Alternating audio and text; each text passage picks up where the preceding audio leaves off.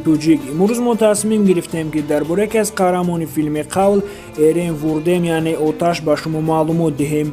برای پیشرفت کاری ما و شما در کامنتاری فکر و عقیده هایتان را نویسید و در ویدیو لایک مونید و اینچنین در کانال ما ابونه شوید و دوستان خود را نیز دعوت نمایید. برای دستگیری همتون تشکر زیاد. به شما تماشای با فراغت خواهانم.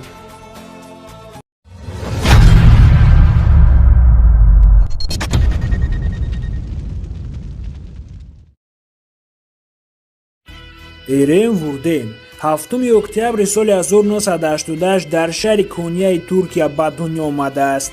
او حیات کودکیش را در شهر کنیا گذرانیده است و اینچنین مکتب میانه آنجا را نیز ختم کرده است.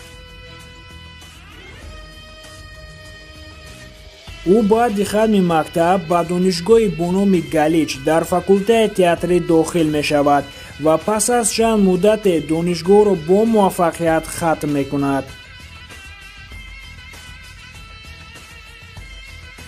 ایرین وردیم اولین مرتبه در سلسله فیلم حسابلاشما نقش‌آفرینی کرده است.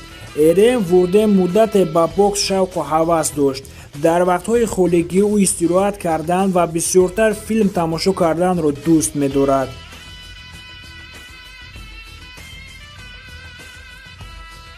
از سبب که او استعداد خوب هنری داشت، او را به یکی از سلسله فیلم‌های مشهور با نام سوز یعنی قول دعوت کردند. تا این دم او در چند سلسله فیلم‌ها نقش‌آفرینی کرد ولی نه اونقدر مشهور شد.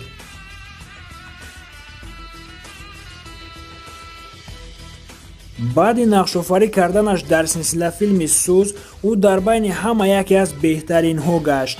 ایرین وردیم میگوید که یگان دوست داشته ندارد ولی در سایت‌های اجتماعی خبر دادند که او را همراه دوست داشته‌اش در شهر استانبول دیدند. ایرین وردیم سال 2009 در سلسله فیلم حسابلاشما نقش‌آفرینی کرده است. از سال 2010 تا سال 2012 او در سلسله فیلم شفقت تپه با تخلص ایرهان هنرنمایی کرده است. سال 2012 او در سلسله فیلم صحبت با تخلص مویا هنرنمایی کرده است.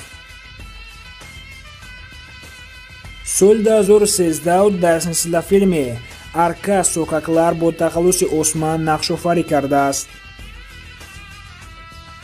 سال 2015 او در سلسله فیلم سون مکتوب با تخلص یرینکو اسکر نقش‌آفرینی کرده است. از سال 2015 تا سال 2016 او در سلسله فیلم اینادونه اشک با تخلص چینار نقش‌آفرینی کرده است. سال 2016 او در سلسله فیلم یولچولوک نقش‌آفرینی کرده است. سال 2017 او در سلسله فیلم‌های سوملانان شفره 3 با تخلص آغوزالبیله و باز در سلسله فیلم کورت کاپانا با تخلص یوز نقش‌آفرینی کرده است.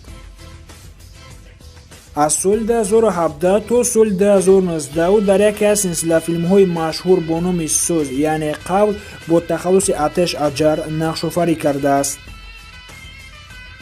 سال 2019 او در سلسله فیلم نه اولور گیتمه و باز در سلسله فیلم کورولوش عثمان نقش‌آفرینی کرده است. سال 2020 در سلسله فیلم ترکله گلیور نقش‌آفرینی کرده است. دوستان عزیز، اینک ما به انجام برنامه رسیدیم. برای پیشرفت کاری ما و شما در کامنتاری فکر و عقیده هایتان را نویسید و در ویدیو لایک مونید و اینچنین در کانال ما ابونه شوید و دوستان خود را نیز دعوت نمایید. برای دستگیری همتون تشکر زیاد.